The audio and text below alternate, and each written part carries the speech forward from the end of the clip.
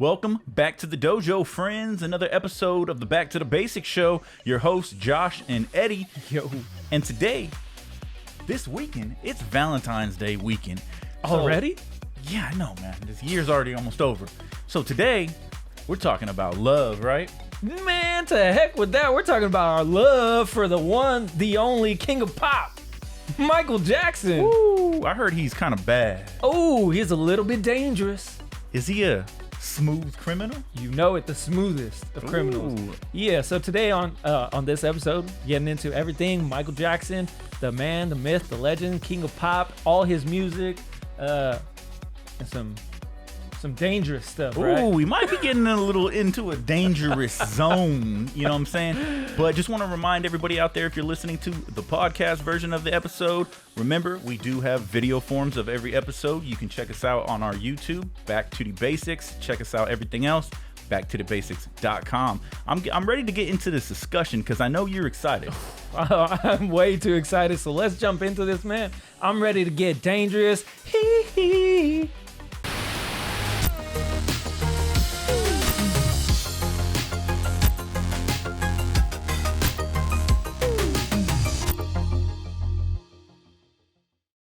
So, man, here we are. Better just beat it? Or, wait, don't stop till you get enough, right? Don't stop till you get enough. Yeah, jump on! How you doing? Good, man. I'm here to talk to you and have this discussion about... Valentine's Day. No, man. Michael Jackson. Hey, there you go. The best. Icon. I was just going to say, you beat me to it. Iconic. Epic, for the lack of a better term. There you go. I have been waiting so long and wanted to do this episode probably, but like you said, from the beginning. Well, it couldn't be episode 1. We had to get a couple under our belt until we got to this. But to be able to be here with you and talk about the king of pop, Michael Jackson, is something special for me, man. I know. I'm excited for you. Well, it's cool because it was something that I got to take like my passion for Michael and his music and everything, and then share that with you. And so we're going to get into that in this episode. But let's just start things off with a bang, man. What Michael Jackson, is there anybody better? Is there anybody more iconic? See, now than the king of pop? If you would have asked me that question in the 90s or the early thousands, of course I would say there is someone better. Yes, Tupac. I love that shirt. No way. Well, that was just because that was my headspace. That was my take on the world at that point. I didn't grow up with Michael Jackson. Yeah.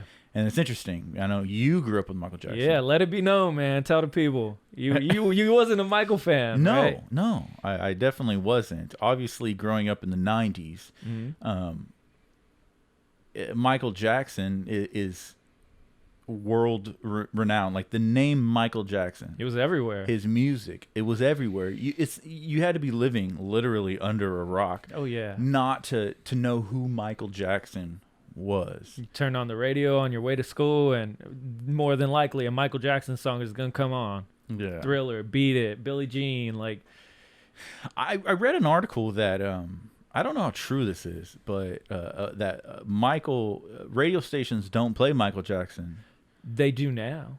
I'm saying as much now than they used to. Oh, probably not. I don't know what that really meant. I don't know if it was true or not. Obviously, it's just an article on the internet. I know a lot of like the oldie stations will like hits of yesterday, like 80s. They'll definitely play all kinds of Michael, because that's when Michael was like alive and thriving, man. It was like the 70s, the 80s, and early 90s. That was like the era of MJ. And I think why Michael Jackson is considered the king, right? Yeah. They call him the king. They call him. I don't like using the term GOAT. Oh, okay, yeah. I do not like that term. It's a little anything. Weird. Yeah. Calling someone the GOAT, like I get it, greatest of all time, but I just say that then. Yeah. I don't like referring to someone as a GOAT, but that's just a personal thing. But this is a child star. Yeah. that a lot of celebrities, a lot of artists, they burn out. Mm-hmm. They stop. They make their money and they dip, or their voice changes, things change, they have children, and they don't stick with it. Yeah. Very few artists can go from a child prodigy To very talented musician to literally releasing music up until the year of their death. yeah, till the day that he died, dude. He was And after. yeah. And that is crazy to me is see Michael Jackson is still living on to this day. Yeah. Because there's still music coming out every so often, every couple of years. His estate's like, well, what else can we give to the fans? Because see, Michael was very much like a perfectionist. If there was something that he recorded and he didn't get out, if it wasn't perfect, he wasn't putting it out. Yeah. Let's just say that. So there was a lot of stuff he put into the vault because he was like, no, I didn't really like that. Or that wasn't really what I thought it was. So we're going to scrap that whole song, even though we were like recorded 3/4 of it, and we're going to record Thriller or Billie Jean, you know? Yeah. But now you had like that one album that we vibed with that came out, and it was all songs never been released before. Escape. How amazing. And this is a treat that as somebody who didn't grow up with Michael Jackson, Yeah. I got to live through a Michael Jackson album release. That is crazy. And I remember we listened to it at the same time. Yeah, I had never heard it before. We listened to it and we were vibing with it for weeks and months. It's crazy. After it came out. And it became that, I don't remember what year. I would probably say, was it 2000? And I want to say like 15 or 16, something like that. Yeah. And that was the album of that year for Yeah. me personally. There's not a lot of albums that like I'll buy or like download. I think I even bought the physical copy, Nice. especially like Music Now. Yeah. But yeah, I went out and bought that physical copy, downloaded it on my phone. So I have like 3 different versions of that same album. And it's just so cool to be a part of that album release. Because I mean, imagine being a super fan of Michael Jackson and getting that Thriller album. Like when it came Dude. out, like imagine like experiencing that, you Yeah. know, and when your favorite artist release a new album and it's just something that you just listen to over and over and over and build those memories with it. Yeah. And that's what's so cool about our friendship, and how when you introduced Michael Jackson to me, I'm always down to listen to new music. Yeah.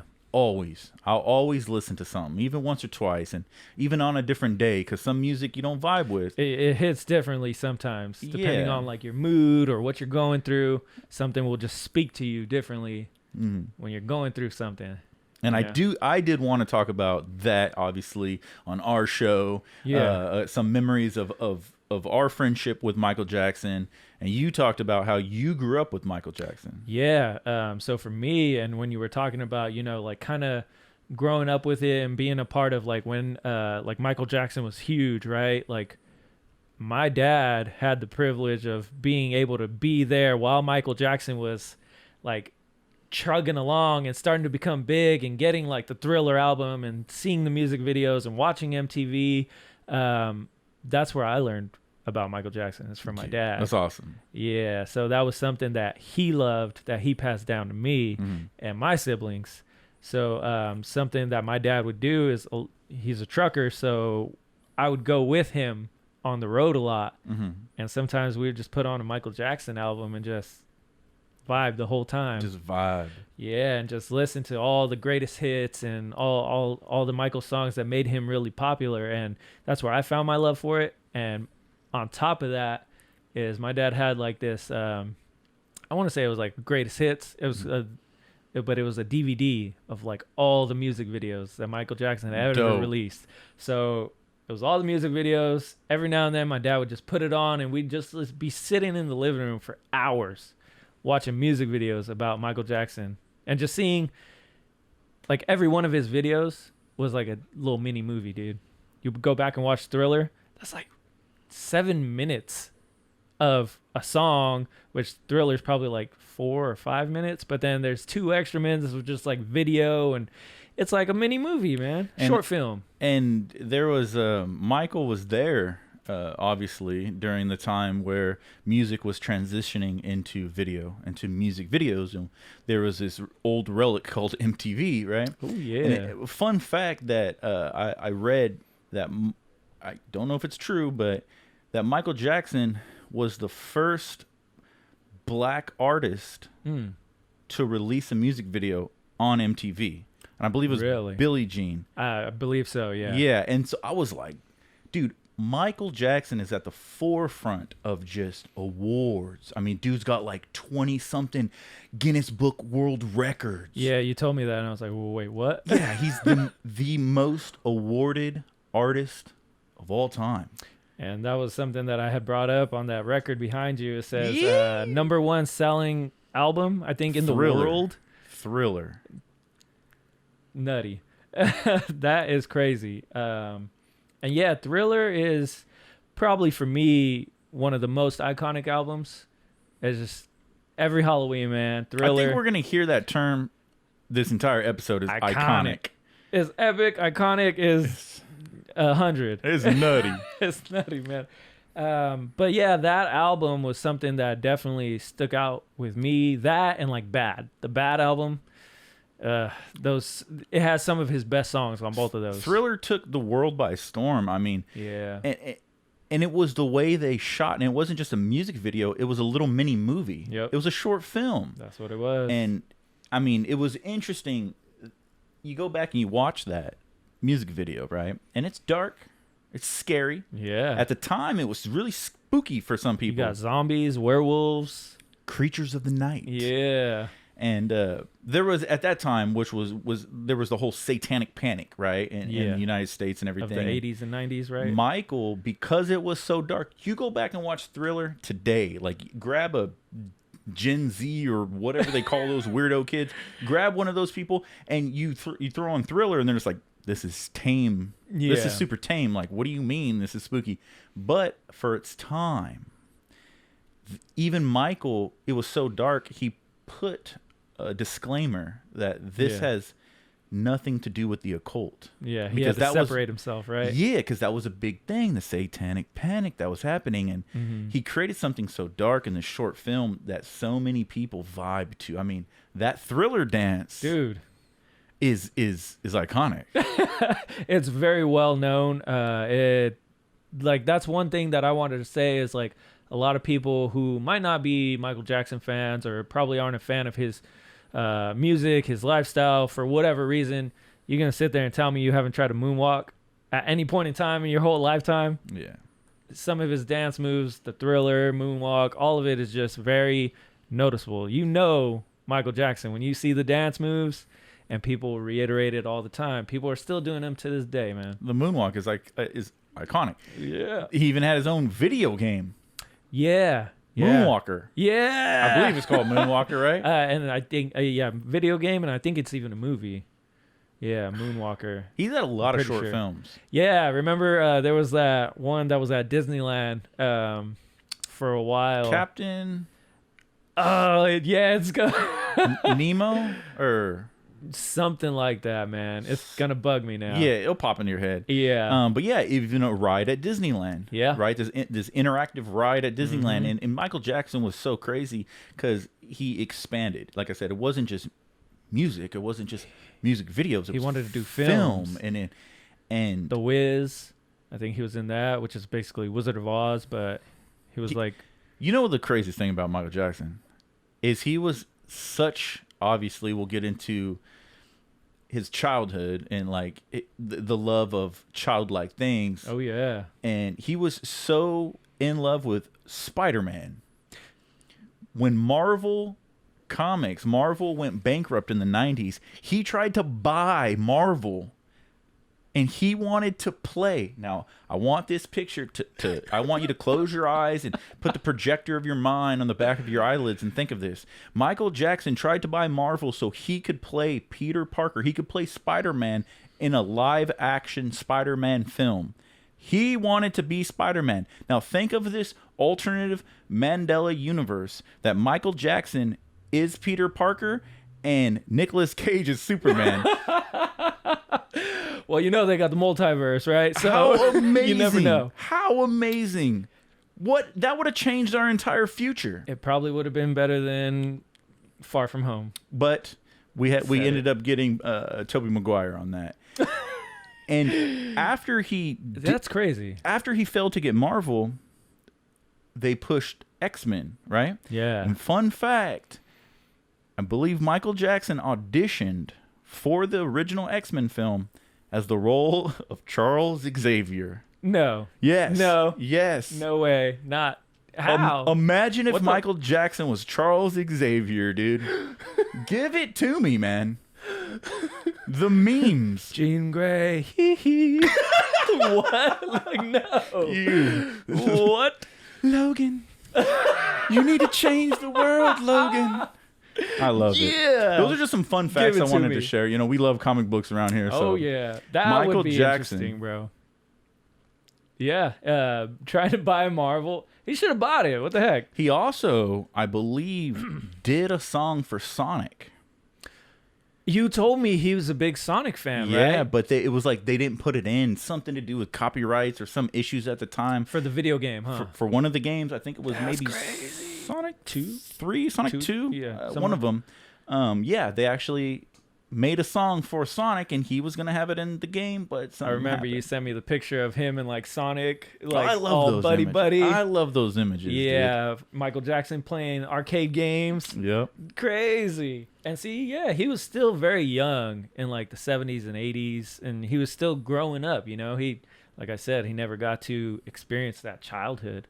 So he was always in a childlike state of wonder, searching for that missing thing. And I know you had a story about the song Childhood, and he was searching for his, and I think you said it made you remember and appreciate yours. Yeah. So you gave me the gift of Michael Jackson. That's the way I look at it, is you gave me the gift of Michael Jackson. I never really gave Michael Jackson any like a chance, right? Yeah. I'm like, oh, that's what he is. Yeah, Thriller, you know, Beat It, you know, Billie Jean. But I never sat down and was like, I'm going to listen to Michael Jackson. And that the year we met, you know, you were such a passionate.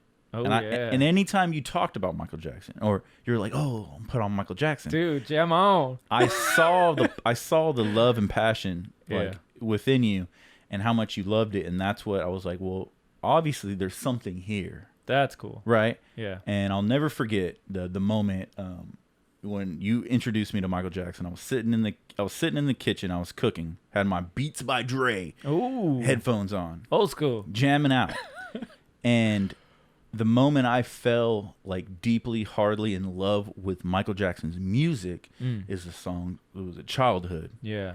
And that moment, it really made me emotional. It was music that took me to this super emotional state. I was in a lot of sadness, depression, living off of check to check, living off of payday loans, and it wasn't a really good time. And his music, like, really helped me. Yeah. And that's something like, you know, with our friendship, it's always something that I always hold great, I guess, like, not pride, but like, I'm thankful for. Yeah, definitely. And so that is a really cool thing that like you can rely on that or use that, because, you know, the music, any type of music, is like a gift. It's something that someone created and they shared it with the world. And so for you to have your own experience, like I was talking about, is for Michael, he's searching for his childhood that he never had. And for you, it was like, oh, I never want to lose that. Yeah, exactly. You know? Yeah. So it's two different sides of the same coin, but because he created that music for people, now you get to experience that and have your own experience with it. And for everyone, it's different. Like for me, one song that really hits is always, of course, The Man in the Mirror. Oh, yeah. Because it's so, just makes you reflect, right? Oh, yeah. Makes you look at yourself and realize that a lot of times we complain or we talk about things that we don't like or life sucks or whatever, but are we ever really even doing enough? Mm-hmm. to change the world, right? Yeah. And if you want to change the world, you got to look inward.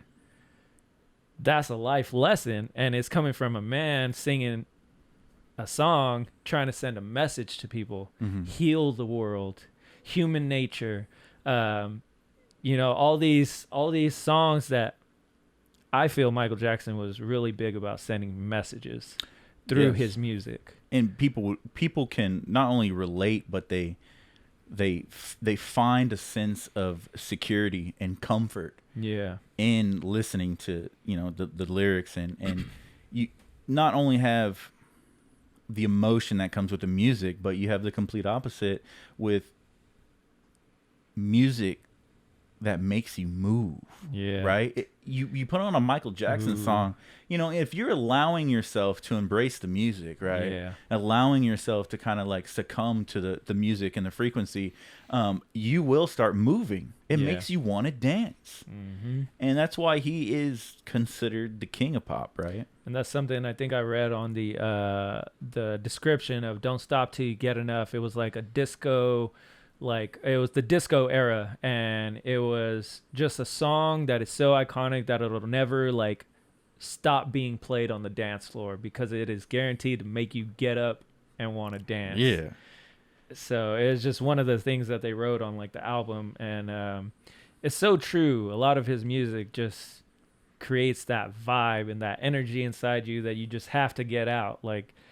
His dance moves are just so epic, and he had a lot of energy anytime he performed. If you sit and watch a live performance of Michael Jackson, dude, he will be sweating damn near, looks like he's about to collapse. Yeah. But he's he's just going, bro, because he's putting on that performance for everybody. Yeah. And it's something else. One of the greatest performers. And I wish I had been able to see it live and experience it. And the only thing that sucks is, much like his song Gone Too Soon, he was taken away, and before he could ever even finish that tour that he was going to go on, I believe it was going to be his comeback. This is it. This is it. Here I stand. Yeah. It was, and it's so crazy that was the song, right? Because he put that song out, and that's what the tour was called. This is it. Interesting. It's so crazy. And I do want to get in a couple things before we wrap up the episode. But we have a brand new segment on today's show. What's this?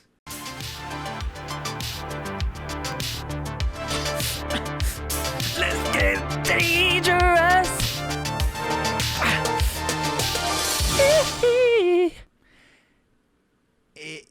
I wanted to, put my tinfoil hat on. Man. And talk a little conspiratorial, because there is so much to Michael Jackson.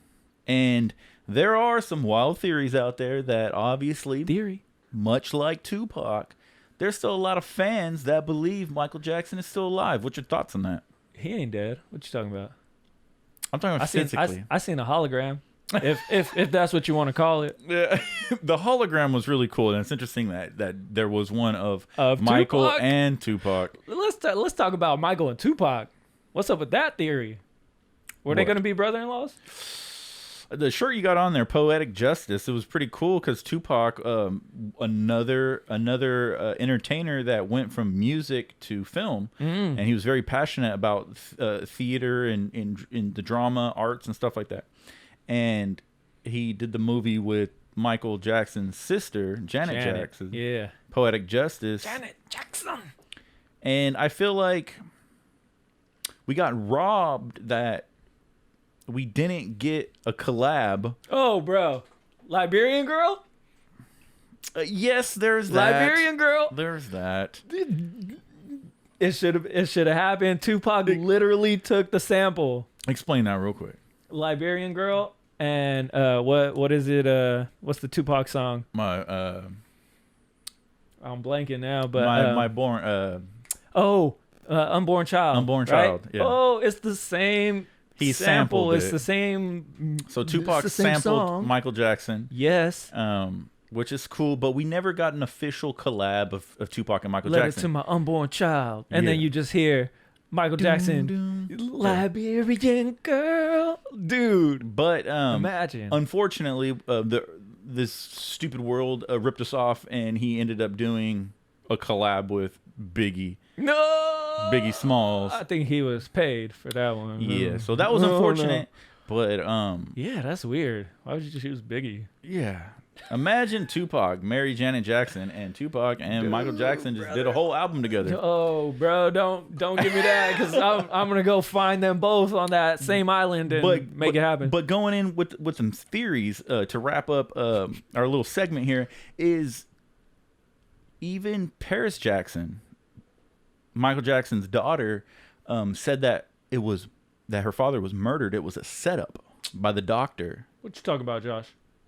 What's your thoughts on that? Do you think if Michael Jackson, if he is dead, right? Because he could still be out there. If he is dead, do you think he was murdered? Do you think he faked his death? I think he's still cryogenically frozen somewhere and waiting to come back to assume his title as the King of Pop. How crazy would that be? In like cryogenically frozen, Dr. Evil style. Or, you know, his consciousness is uploaded to an artificial intelligence. Oh man, yeah, that could definitely be it. You know, we all in. It's just a crazy world. We all just living in it, right? But you didn't answer. You didn't answer the question. What question? Is he still alive? Yeah. Yeah, I seen him. I told you. I seen the hologram, if you want to call it that. That thing moved way too smoothly to be a hologram, bro. You telling me with the technology that they have nowadays, it can't literally be Michael Jackson. He's dancing, he's doing everything right, and then they just put a filter over it to make it look like a hologram. They could clone the bodies. Get out of here. Yeah, what if they cloned him? What if Prince Michael is actually a clone of Michael Jackson? And that's why they call him Prince Michael, because the first Michael's the King of Pop. So we're gonna wrap up this episode. We're gonna wrap up this episode with basically, obviously, not in this episode. We're not gonna dive into a lot of the allegations, right? It's kind of hard to talk about Michael Jackson without talking about some of the allegations he went through his whole life and is still going through today. Now that he's not with us, don't bring that negativity over here. But I wanted to ask you this question and end on this question. Yeah. It's something that I've always asked you since the beginning, since we first started listening to Michael Jackson, is, as a fan, how do you comprehend the allegations? Yeah. And do you allow, when it comes to an artist, can you separate someone's personal life's decisions or things that they do or who they are? Can you separate the art from the man or woman? Yeah. And that's a very tough question. And I think it's a very hot topic that a lot of people are probably going to feel very differently about. But I believe that you should be able to separate a person from their art. We all have jobs. We all have personal lives. So together, I mean, I feel like they should always remain separate. One should not go with the other. And for Michael Jackson, for me, it's all about the music and the art. And I don't know none about any of that. Allegations, fugazi. And maybe in the future we'll have to get into it. There's so much to unpack. There is. There's so much to talk about. But, you know, for me, don't stop till you get enough. For me, I can definitely take art, right, that's created, and I'm going to filter that, right, with my own experiences. And I can listen to a song and like a song without, you know, judging somebody for what they do in their own personal time. There's definitely a man behind the music.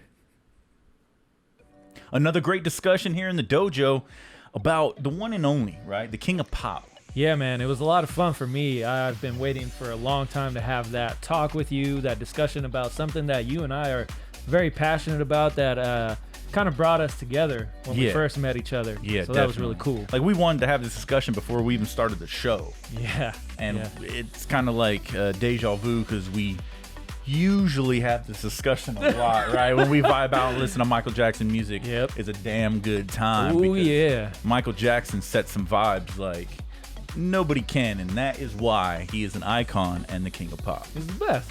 There's so much to unwrap and discover and to learn and to listen to and to watch when it comes to Michael Jackson. And there's still a lot of music still out there that we haven't heard yet, so stay tuned.